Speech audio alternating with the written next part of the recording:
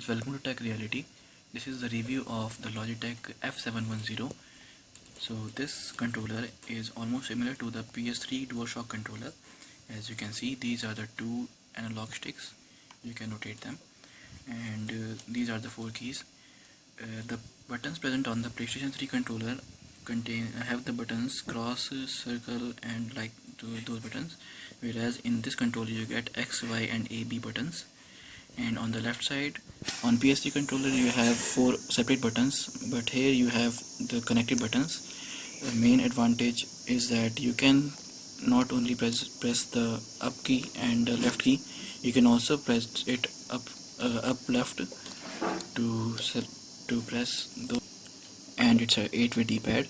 And these are the four buttons. This is the back button, this is the mode button, vibration, start, and on the middle you have the Logitech, that is a home button. Now I will tell you what these buttons are. So this is the back button, and this can be configured for different games. This is the mode button. This replaces the controls from this analog stick to this D-pad, and on vibration, when you press it, the device just vibrates. And this is the start button, which can be used in different games, and it's a home button. And on the top you have this R2 button, this is R1, and this is L1 and L2. And this is a special switch given. This is the D option and this is the X option. You can switch them using this switch. So this is our D input and this is our X input. Now what is this used for? For some games D input is used, and for some games X input is used. So it depends on the games. So now I will show you a little gameplay of the GTA 5 on the monitor. So as you can see,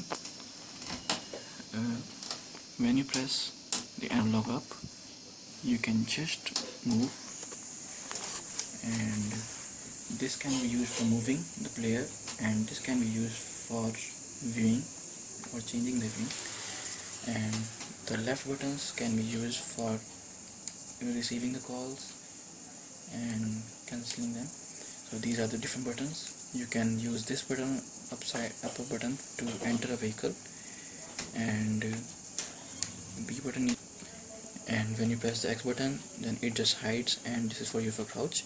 And the A button, so let's just enter this car. So as you can see, this is the L2 button, and this is the R2 button, and this is the L2 button. So when you press the R key and press and hold the R2 button, then the car just moves forward, and press L2 and this is move backward, and you can just drive using these vehicles using these buttons. And you can also get out of the car using the Y button, that is the button present on the top. So as you can see, so now we will look at the body of the controller. As you can see on the backward, it is of matte finish and is of very good quality, and this controller is very easy to hold and you can easily get away. So the body is very good, and as you can see, you can open this back panel and you get two AAA cells. So these are the Duracell batteries, which are of very good life, and it provides an average of 4 to 6 months of use. And another great thing about this controller is that most games which are now made are configured for this controller. So instead of getting the options for Xbox controller or the PlayStation 4 controller, you will get the options like B, X, Y, and A. That is, you can use this controller for those games without any configuration. So now, as you can see on the computer,